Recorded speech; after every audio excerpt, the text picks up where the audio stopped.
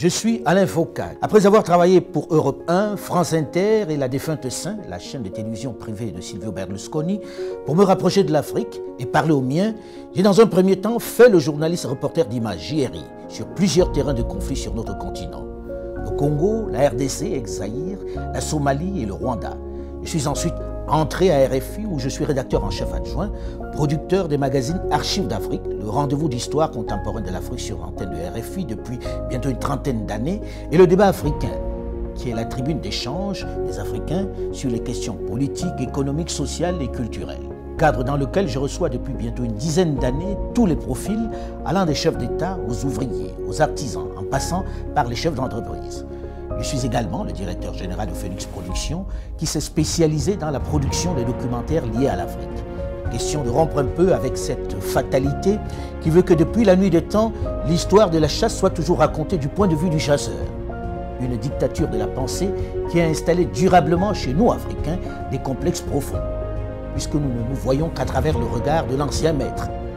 Ainsi, avec la littérature de Tarzan, par exemple, nous avons accepté l'idée d'un blanc roi de notre jungle, qui était d'ailleurs le seul à parler le langage des animaux.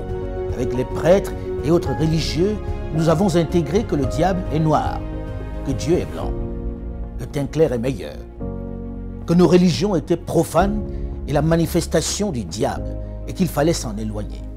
La plupart d'entre nous avons intégré que nous sommes moins intelligents que le blanc. Nos sœurs et nos mamans ont intégré le fait que les perruques, les moumoutes, longues et blanches, étaient plus beaux que leurs cheveux naturels. Il est venu le moment de sortir de cet obscurantisme. Il est venu le moment pour une jeunesse désormais bien formée et ouverte sur le monde, d'élaborer le narratif des Africains, de raconter notre histoire, de magnifier nos valeurs, de vulgariser notre savoir, notre conception de la vie. Bref, de récupérer la parole qui nous a été arrachée et de parler de nous, sans complexe, avec fierté. C'est pourquoi j'encourage les jeunes à produire autant qu'ils le peuvent, que ce soit dans la littérature, la culture ou dans le domaine de l'audiovisuel. Les programmes sur nos médias doivent ressembler à nous. Ils doivent refléter nos réalités. Nos feuilletons, nos films, nos jeux doivent ressembler à nous. Fini le mimétisme. Dans le même temps, mon travail à l'international m'a permis au fil de toutes ces années de me rendre à l'évidence à quel point notre continent, pourtant si riche en ressources humaines et minières, souffre d'un mal chronique, l'absence de leadership de qualité qui puisse impulser le développement.